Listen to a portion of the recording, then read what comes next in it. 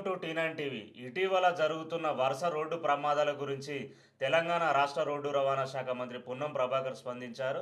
Road అనేది మనకొక్కరికే సంబంధించింది కాదు, అందరితో పంచుకునేది. ఇది ఒక క్రీడా మైదానం కాదు.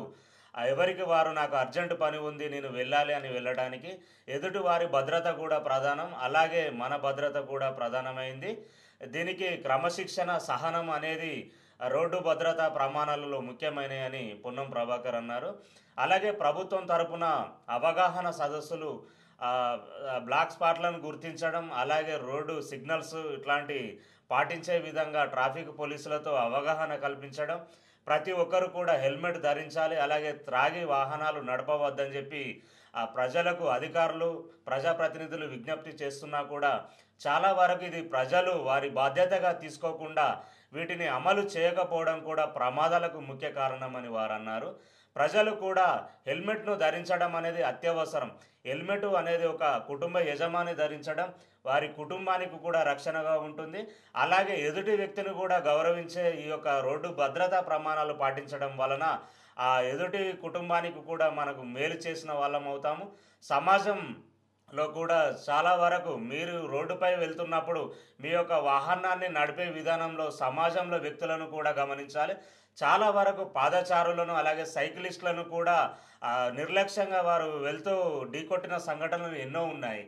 ఆ ఒక్క వ్యక్తిని ఢీకొట్టడం వల్ల వారి యొక్క కుటుంబానికే ఈ యొక్క వ్యక్తి ఇబ్బందులు కలిగించిన వారు అవుతారు. కాబట్టి ఇటీవల కూడా హుస్నాబాద్లో పాపం ఒక వ్యక్తి హోటల్ నడుపుకుంటూ సాదాసీదాగా బతికే ఒక వ్యక్తి సైకిల్పై వెళ్తుండగా ఒక బొలోరో వాహనం అతనిని వేగంగా వచ్చి ఢీకొట్టడంతో ఆ వ్యక్తి మరణించడం జరిగింది. చాలా బాధాకరమైన విషయం.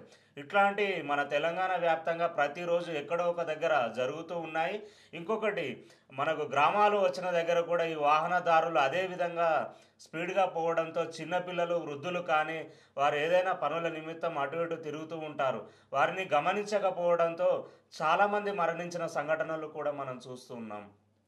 ప్రభుత్వం యొక్క అవగాహన సదస్సులు, అలాగే ప్రభుత్వం యొక్క నిబంధనలు ప్రజల యొక్క భద్రతకే అని ప్రజలు గమనించినప్పుడే ఏదైనా మనం అందరూ కలిసి చేసినప్పుడే ఇట్లాంటి మనం ప్రమాదాలను నివారించగలుగుతాము. కాబట్టి ప్రజలందరూ కూడా వారి యొక్క హక్కులతో పాటుగా బాధ్యతను కూడా నిర్వర్తించాలని, రోడ్డు భద్రతా ప్రమాణాలు ప్రతి ఒక్కరూ పాటించాలని, ప్రమాదాలు జరిగినప్పుడు ఈ యొక్క సమాచారాన్ని అత్యంత వేగంగా మనము అందరికీ చేరవేయాలి. సోషల్ మీడియాలోని చాలామంది కెమెరాలు, ఫోన్లు పట్టుకొని వీడియోలు చూస్తూ కనబడుతున్నారు. ఇది చాలా దుర్మార్గమైన చర్య.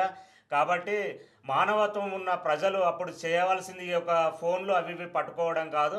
మనకు రోడ్డు భద్రతా ప్రమాణాలలో కూడా ఎక్కడైనా ఏదైనా ప్రమాదం జరిగినప్పుడు ఆ యొక్క వ్యక్తిని తొందరగా ఒక మొదటి గంటలోపు ఆసుపత్రికి తరలించడం చేస్తే ప్రాణాపాయం నుండి కూడా కాపాడిన వాళ్ళమ్మతాం. కాబట్టి మీరు పట్టుకోవాల్సింది ఫోన్లు కాదు. అక్కడ బాధతో విలవిలలాడుతున్న ఆ వ్యక్తులను తీసుకొని అర్జెంటుగా మీరు ఎక్కడికైనా ఆసుపత్రికి తరలించడమా, లేకపోతే 188కు, లేకపోతే వివిధ పోలీసు వారికి వీరికి ఈ యొక్క సమాచారం అందించడమా చేయండి. తప్పించి మీరు ఈ ఫోన్లలో వీడియోలు చూసుకుంటూ దాన్ని మీరు పంపించడం, అది సోషల్ మీడియాలో వైరల్ కావడం కాదు. మీరు సహాయం చేసి వైరల్ కండి. ఈ యొక్క ఫోటోలు, వీడియోలు తీస్తూ వైరల్ కావద్దని మనవి. ప్రజలు అందరికీ తెలుసు, కానీ అవగాహన లోపం వల్ల ఈ విధంగా అదవుతున్నారు. కాబట్టి ఇంకోటి, ప్రమాదం జరిగిన మొదటి గంట కీలకం. అందులో పోలీస్ శాఖ, ఆరోగ్య శాఖ, అలాగే ఫైర్ డిపార్ట్మెంట్ వాళ్ళు కూడా భాగస్వామ్యం ఉంటుంది. కాబట్టి ప్రజలు వారికి సహకరించండి. ఆ యొక్క వ్యక్తులను ఆసుపత్రికి తరలించి వారి యొక్క ప్రాణాలను కాపాడి వారి కుటుంబానికి మీరు మేలు చేసిన వాళ్ళు కావాలని కోరుతున్నాము.